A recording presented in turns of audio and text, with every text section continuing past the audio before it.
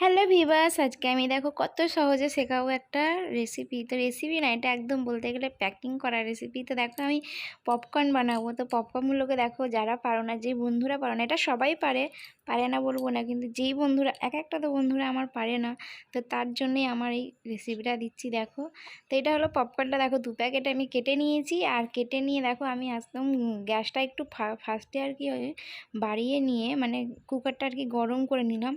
করে নিয়ে তারপর দেখো আমি আঁচটা একদম পুরো লো একদম কমিয়ে দেবো একদম।